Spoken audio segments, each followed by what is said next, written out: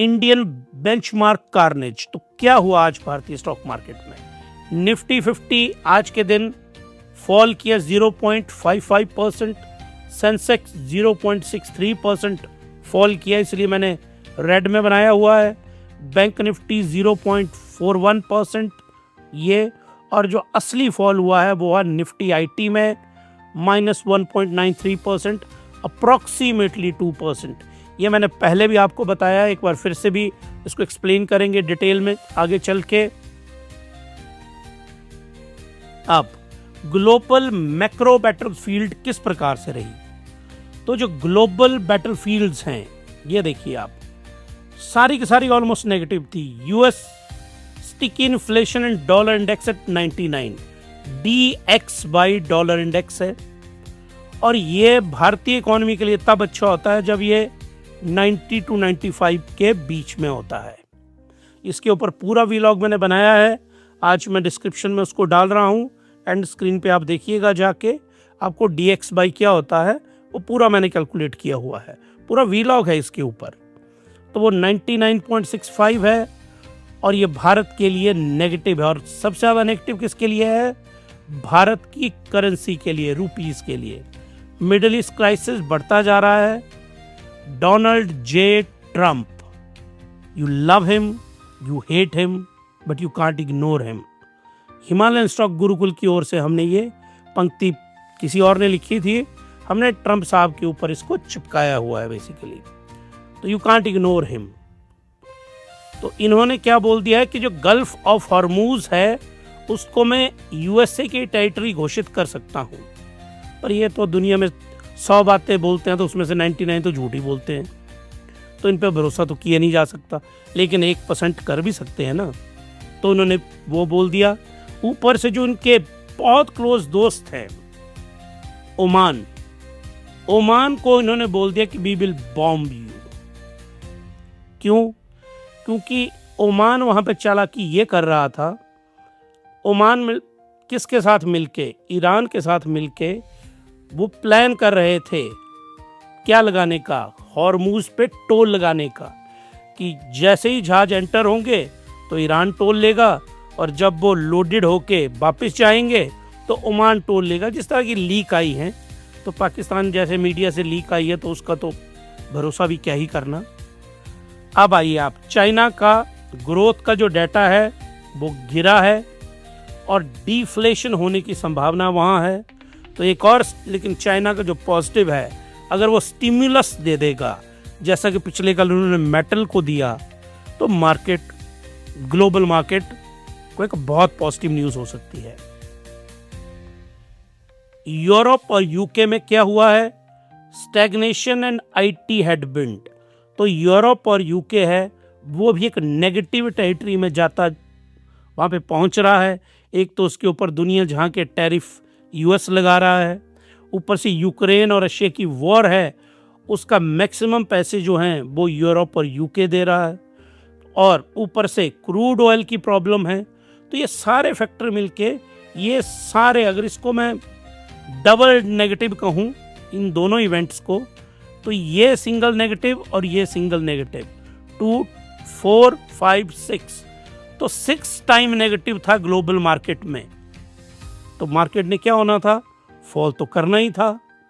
अब भारत में साथ में क्या इम्पैक्ट हुआ?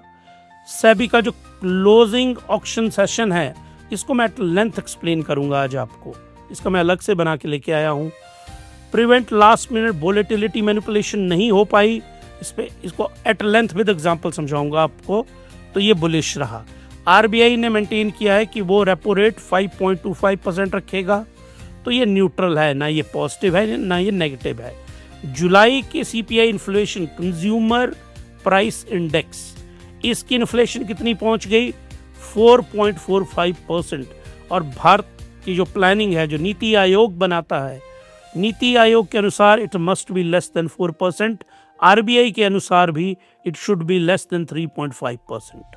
ये हमारे आइडियल टारगेट है, लेकिन उससे ऊपर चली गई मार्केट, कारण क्योंकि बारिश हुई है, उसके कारण बरसात में ये जो टाइम होता है भारत में मानसून का टाइम, मानसून के टाइम बहुत, क्योंकि फ्लड रहता है, तो ज़्यादा ना वेजिटेबल मिलती हैं ना और ज़्यादा क्रॉप मिलती हैं, तो उसके कारण क्या है, एफएमसीजी सेक्टर जो है उसके ग्रॉस मार्जिन डिक्रीज हो जाते हैं और उसके कारण ये वाले स्टॉक बियरिश हो जाते हैं।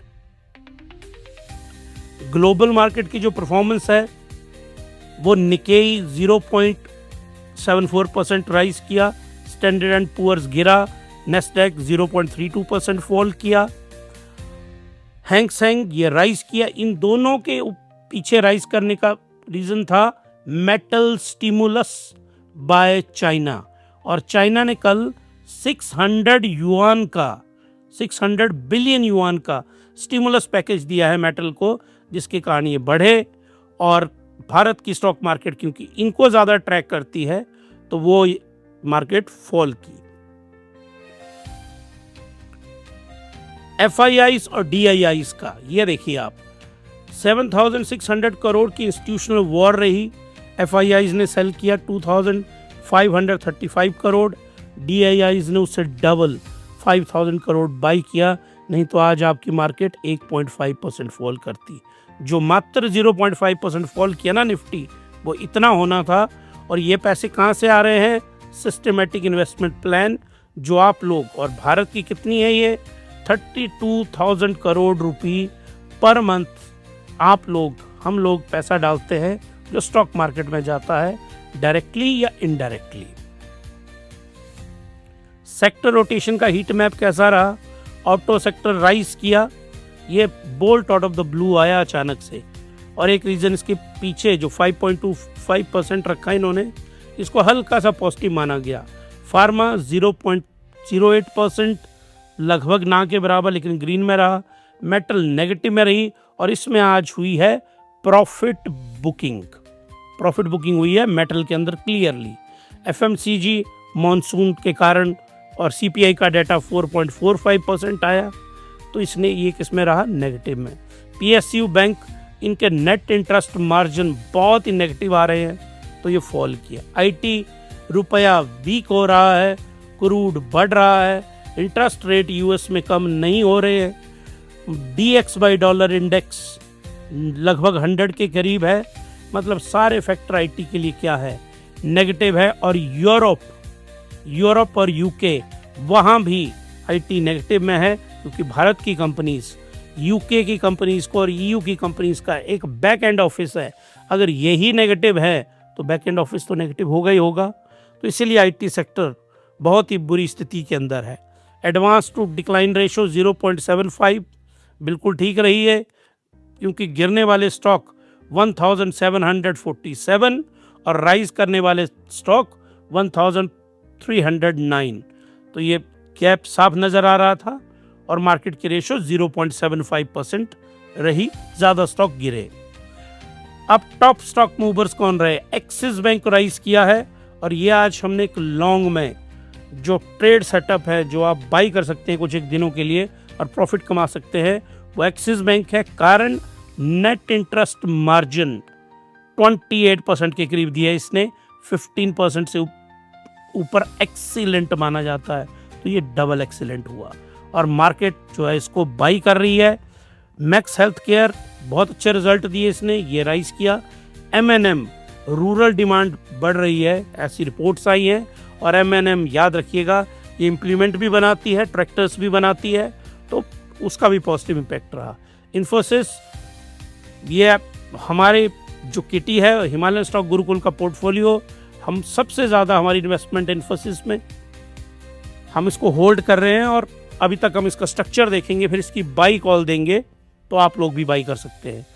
तो आईटी सेक्टर के नेगेटिव मैंने एक्सप्लेन कर दिए। एशियन पेंट, इसके रिजल्ट्स एक तो अच्छे नहीं आए हैं, और मॉनसून और इन्फ्लेशन का सीधा इन्फ्लुएंस है एशियन पेंट पे। विप्रो, ये भी आईटी का जायंट है, ये भी आज फॉल किया है।